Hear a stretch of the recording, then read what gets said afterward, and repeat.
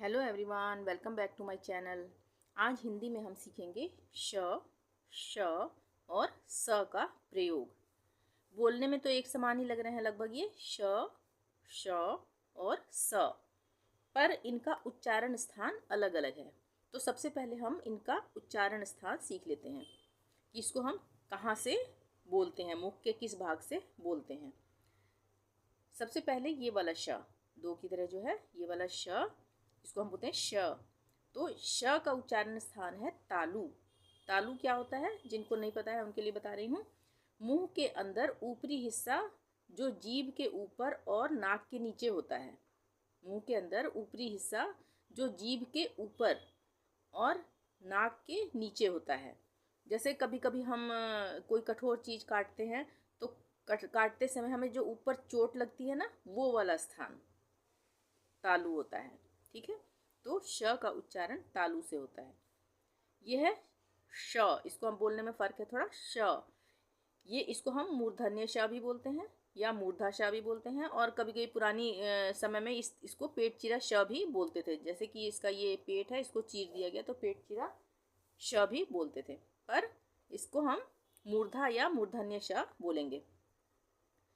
मूर्धन्य श, मूर्धा का मतलब ही क्या होता है, सबसे पहले हम देख लेते हैं मूर्धा का मतलब क्या होता है। मूर्धा का मतलब होता है मुंह के अंदर का ऊपरी भाग, अंदर की तरफ, आगे की तरफ बोलेंगे या अंदर की तरफ बोलेंगे, दांत की तरफ नहीं, दांत से पीछे की तरफ, यानी कि तालू से भी पीछे, तालू से भी पीछे ऊपरी हिस्सा जो होता है। ठीक है, मुंह के अंदर का ऊपरी भाग जो तालू से अंदर की तरफ होता है, ऊपर। ठीक है, उसको हम बोलते हैं मूर्धा। ये तालू है, तालू ऊपर ऊपरी हिस्सा हमने बताया ना, जो जीभ के ऊपर और नाक के नीचे होता है। तो इससे और थोड़ा आगे जाके जो स्थान है ऊपर, वो है मूर्धा। वहाँ से इसका उच्चारण होता है। इसको बोल के देखेंगे श, श। ठीक है, और उसके बाद आता है स, स बोल के देखेंगे। स का उच्चारण स्थान क्या है, दंत। स का उच्चारण स्थान है दंत।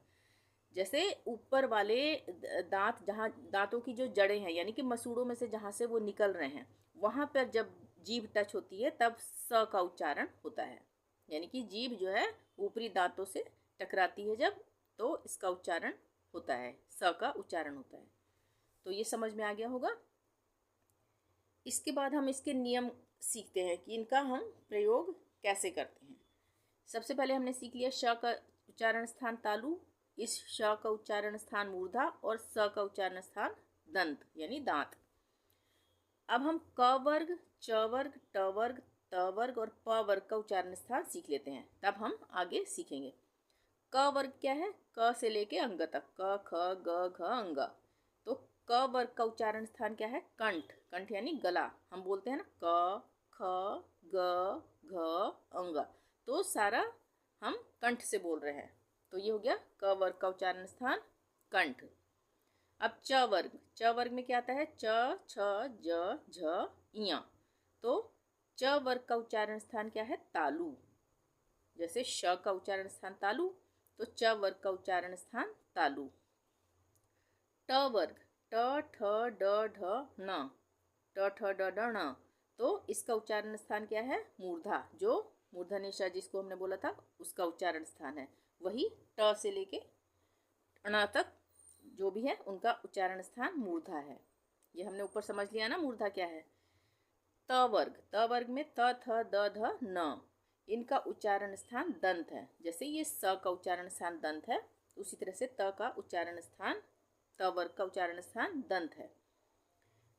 त थ द बोलते हुए हमें पता लग रहा है ना, जीभ हमारी कहाँ टच हो रही है, ऊपरी दांतों के जड़ों से, यानी कि जहाँ से मसूड़ों में से दांत निकल रहे हैं वहाँ टच हो रही है। ठीक है, त इस तरह से दांतों के साथ ही टच हो रही है। ठीक है, प फ ब भ म प वर्ग में आते हैं, तो इनका उच्चारण स्थान है ओष्ठ। ओष्ठ यानी होठ। ठीक है, प फ ब भ म, इस तरह से बोल के देखेंगे हमारे दोनों होठ आपस में मिल रहे हैं।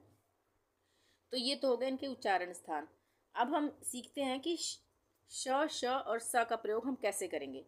वैसे तो इसका कोई नियम नहीं है, पर श का उच्चारण जो होता है वो क वर्ग के, सॉरी, च वर्ग के जितने भी अक्षर हैं उनके साथ होता है।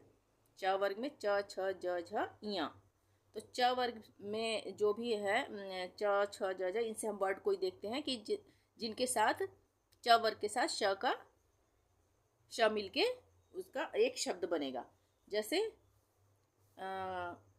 निश्चय, अब हम लिखते हैं निश्चय, यहाँ पर निश्चय। तो यहाँ पे क्या आ रहा है, च आ रहा है, च वर्ग का पहला अक्षर है च से पहले ये वाला श लगेगा, ठीक है, निश्चय। उसी तरह से अगर हम लिखते हैं पश्चिम, पश्चिम, तो यहाँ पर भी इस च से पहले यही वाला श आएगा। इसमें हम ये वाला श नहीं लगाएंगे ना ये लगाएंगे, ठीक है, ये तो पश्चिम हो जाएगा। फिर हम बोल रहे हैं पश्चिम, तो इसमें च से पहले ये वाला श आएगा, पश्चिम। उसी तरह से अगर हम लिखते हैं निश्चल, निश्चल, तो यहाँ पे भी ये जो छ है च वर्ग की श्रेणी में आ रहा है, च छ ज झ ञ, तो छ है, इस छ से पहले भी इस वाले श का प्रयोग करेंगे, ठीक है। और भी हम यहाँ पे नीचे लिख के देख लेते हैं थोड़े से शब्दों को। जैसे हमने लिखना है निश्चित, यहाँ पे लिखने की बजाय मैं सिर्फ बोल देती हूँ निश्चित। निश्चित में भी च से पहले यही वाला श आएगा। आश्चर्य, आश्चर्य में भी च से पहले यही वाला श आएगा, ठीक है। इस तरह से बहुत सारे वर्ड्स बन जाते हैं, ठीक है। पर जरूरी नहीं है कि च वर्ग के साथ ही ये श आएगा। और वर्ड्स में ये जो क है उनमें क भी आ जाता है, ये प भी आ जाता है कभी कभी, ठीक है। तो क और प जो है वो किसी में भी मिलके वर्ड्स बना सकते हैं इस श के साथ। अब हम मूर्धन्य श, ये वाला मूर्धन्य श के बारे में सीखेंगे कि इसका प्रयोग हम कैसे करें। मूर्धन्य श का स्थान क्या है, मूर्धा। तो यहाँ पर ट वर्ग जो है वो उसका उच्चारण स्थान मूर्धा है। तो इनके ट वर्ग के साथ मूर्धन्य श का प्रयोग होगा। जैसे ट वर्ग में क्या है, ट ठ ड ढ ण। तो कोई हम शब्द देख लेते हैं यहाँ पे। जैसे हमने लिखना है कष्ट, ये लिखा हमने कष्ट, ये आधा मूर्धन्य श हो गया। और ट, ये ट पहला अक्षर है ट वर्ग का, तो ये हो गया कष्ट। तो ट से पहले ये आधा मूर्धन्य श लग गया, ठीक है। ये इस श्रेणी में आ गया ना मूर्धा में, ये वाला श और ट वर्ग सारा मूर्धा है, इसका उच्चारण स्थान मूर्धा है। इसके बाद हम लिखते हैं अगर कृष्ण, कृष्ण, तो ट ठ ड ढ ण, ये आ गया ण उसी श्रेणी का। इसके साथ भी यही वाला मूर्धन्य श लगेगा आधा, ये वाला श नहीं लगेगा, ठीक है। उसी तरह से अगर हम लिखते हैं निष्ठा, निष्ठा, तो ये भी ट वर्ग का ही आ गया, ठ ट ठ, ठीक है। तो इसका भी, इसके साथ भी यही वाला मूर्धन्य श आधा लगेगा, निष्ठा। आगे हम और भी सीखेंगे कि और किन किन वर्ड में इस तरह से प्रयोग नहीं होता है। अब आता है दंत स, ये वाला जो हमने ऊपर सीखा, ये वाला स, इसको हम दंत स भी बोल देते हैं। तो इसका प्रयोग हम कैसे करेंगे, इसका प्रयोग हम दंत वर्ग से ही करेंगे, यानी त थ द ध न। दंत में क्या आ रहा है, दंत उच्चारण में त थ द ध न। तो त वर्ग के अक्षरों के साथ वो दंत स लगेगा। जैसे अब हम लिखते हैं कुछ कोई वर्ड लेते हैं, नमस्ते, ये हमने लिखा नमस्ते, ठीक है। तो ये त वर्ग का पहला अक्षर है, इसके साथ आधा सा आ गया, नमस्ते, ठीक है। और अगर हम लिखते हैं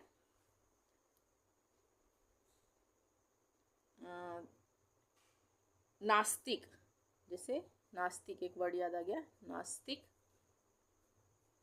तो यहाँ पे भी ये त वर्ग का पहला अक्षर आ रहा है, इससे पहले ये वाला सा लगेगा आधा, नास्तिक, ठीक है। अब हम लिखेंगे जैसे प्रस्थान, ये हमने लिखा प्रस्थान, इसमें भी त थ आ गया ना, त वर्ग का थ, तो इस थ से पहले भी यही वाला सा प्रयोग होगा, आधा सा। तो ये हो गया प्रस्थान। इसी तरह से और भी बहुत सारे वर्ड्स हैं, जैसे हो गया पस्त, उस्ताद। उस्ताद में त थ द आ रहा है ना, तो उस्ताद में भी, सॉरी द नहीं, उससे पहले त आ रहा है, तो त वर्ग का ही आ गया उस्ताद में भी। उसी तरह से उत्थान, उत्थान में क्या आ गया, उत्थान में नहीं आएगा, उसमें तो स आ ही नहीं रहा है। प्रस्थान में प्र, फिर आधा स, फिर था, त थ आ गया, ठीक है, थ से पहले आधा सा लग गया, ठीक है। तो इस तरह से इन वर्ग के साथ ही इन श, श और स का उच्चारण होगा, पर ऐसा जरूरी नहीं है कि सिर्फ इन्हीं के साथ ये वाले शब्द तैयार होंगे। आगे हम कुछ उदाहरण देख लेते हैं। इसको तो हम छोड़ देते हैं, इसका तो कोई मतलब नहीं है, ये ओष्ठ से होने वाला है, प वर्ग, ठीक है। हमने सीखना था श, श और स के लिए प्रयोग, ठीक है। तो अब हम कुछ शब्द ऐसे भी देख लेते हैं जो अपवाद हैं। बहुत सारे वर्ड हैं ऐसे जो इस नियम के अनुसार नहीं चलेंगे। तो ये आपको पढ़ पढ़ कर, जैसे जितनी ज़्यादा आप पढ़ोगे, प्रैक्टिस करोगे, उतना आपको समझ में आता जाएगा कि किस शब्द के साथ, किस अक्षर के साथ कौन सा श लगेगा, ठीक है। तो यहाँ पे हम अब सीख लेते हैं, जैसे कि हमने यहाँ पे तो सीखा कि निश्चय, पश्चिम, निश्चल च वर्ग के साथ ही आ रहा है ये वाला श। अब ऐसे कई वर्ड्स हैं जिनमें इस तरह का नियम लागू नहीं होगा। जैसे हमने लिखा नक्शा, नक्शा, अब इसमें तो कोई भी श के बाद कुछ नहीं आ रहा है, ठीक है, और इससे पहले क आ रहा है, आधा क, ठीक है, क वर्ग का। उसी तरह से करिश्मा, करिश्मा, इसमें भी इस श से पहले च वर्ग का कुछ भी नहीं है, ये म है, प फ ब भ म ओष्ठ से जो उच्चारण होता है जिनका, ये सब अपवाद हैं, ठीक है। अपवाद भी क्या बोलेंगे, ये बहुत सारे वर्ड इस तरह से बनते हैं। तो इसका मतलब ये है कि कोई नियम इनके लिए खास नहीं है, पढ़ने से ही जितना ज़्यादा हम पढ़ेंगे उतना हमें समझ में आता जाएगा। अब जैसे जोशीला, यहाँ पे हमने लिखा जोशीला, यहाँ पे भी ये वाला श आ रहा है, पर इसके बाद ल आ रहा है, ठीक है, च वर्ग का कुछ भी नहीं है इसमें। इसी तरह से ट वर्ग का हमने कहा कि मूर्धन्य श लगेगा, है ना, पर इसके लिए भी हम देखते हैं कि अगर हम और वर्ड्स भी चुनेंगे तो उसमें इस तरह का कोई नियम लागू नहीं होगा। जैसे अब हमने लिखना है पुष्पा, तो यहाँ पे इस मूर्धन्य श के बाद क्या आ रहा है, प वर्ग का आ रहा है, ठीक है। और कोई वर्ड हो, विष, विष, इसमें भी यहाँ पर वो नियम लागू नहीं होता है कि यहाँ पे ट वर्ग का कोई आएगा, ठीक है, अक्षर। इसी तरह से भविष्य, भविष्य, यहाँ पे तो य र ल व स वाला य आ गया, है ना। और इसके बाद स के लिए सीख लेते हैं हम, दंत स के लिए। दंत स के लिए जैसे यहाँ पे हम लिखते हैं सरोज, सरोज,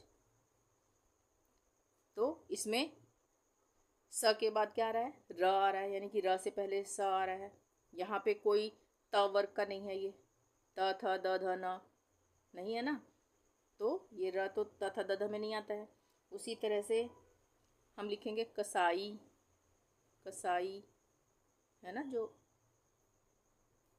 किसको बोलते हैं कसाई, जो वो मीट वगैरह काटता है, बकरे वगैरह काटता है, उसको बोलते हैं ना कसाई। तो यहाँ पर भी ये वाला सा आ रहा है, पर इसके बाद ई आ गया। यहाँ पे भी त वर्ग का कुछ नहीं है, त थ द ध न, देखो कोई भी नहीं है ना। उसी तरह से अब हम लिखेंगे सलवार, सलवार, तो यहाँ पर भी स के बाद क्या आ रहा है, ल है, यानी कि ल से पहले स आ रहा है। ये भी त वर्ग का कोई अक्षर नहीं है, त थ द ध न, ठीक है। इसीलिए कुछ तो नियम इस पर लागू होता है हल्का फुल्का, पर बाकी आपको पढ़ पढ़ कर प्रैक्टिस करनी पड़ेगी कि किस वर्ड में कौन सा श प्रयोग होगा।